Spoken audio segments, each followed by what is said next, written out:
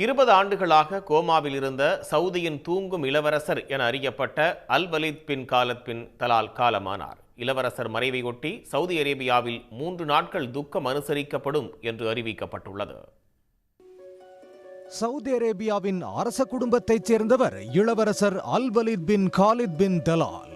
கடந்த 20 ஆண்டுகளாக கோமாவில் இருந்த இவர் தூங்கும் இளவரசர் என்று அழைக்கப்பட்டார். 2005ஆம் ஆண்டு அவர் ராணுவ கல்லூரியில் பயின்று கொண்டிருந்த போது எதிர்பாராத கார் விபத்தில் சிக்கினார். தலையில் பலத்த காயமடைந்த அவருக்கு மூளையில் இரத்த கசிவு ஏற்பட்டது.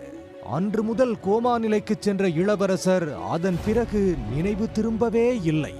இருப்பினும் அவரது குடும்பத்தினர் ரியாத் மருத்துவமனையில் அவரை வைத்து உயிர்காக்கும் கருவிகள் மூலம் 20 ஆண்டுகளாக பாதுகாத்து வந்தனர்.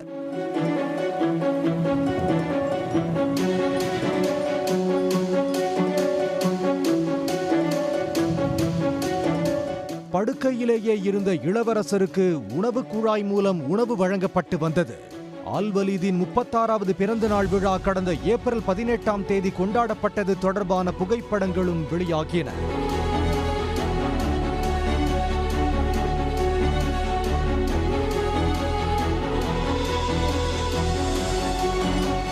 இரண்டாயிரத்து 15ஆம் ஆண்டு மருத்துவர்கள் அவரது உயிர் காக்கும் கருவியை அகற்ற வலியுறுத்தியும் அவரது தந்தை காலித் பின் தலால் சம்மதிக்கவில்லை.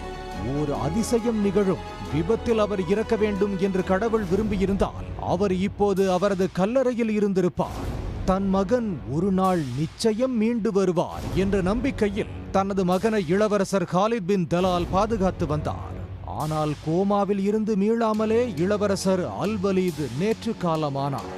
இளவரசின் இறப்பை அவரது தந்தையும் உறுதி செய்திருக்கிறார். இளவரசரின் இறுதிச் சடங்கு பிரார்த்தனை இன்று நடைபெறுகிறது. அவரது மறைவை ஒட்டி சவுதி அரேபியாவில் இன்று முதல் 3 நாட்கள் துக்கம் அனுசரிக்கப்படும் என அறிவிக்கப்பட்டுள்ளது. உடனுக்குடன் செய்திகளை தெரிந்து கொள்ள சன் நியூஸ் பெல் ஐகானை கிளிக் பண்ணுங்க.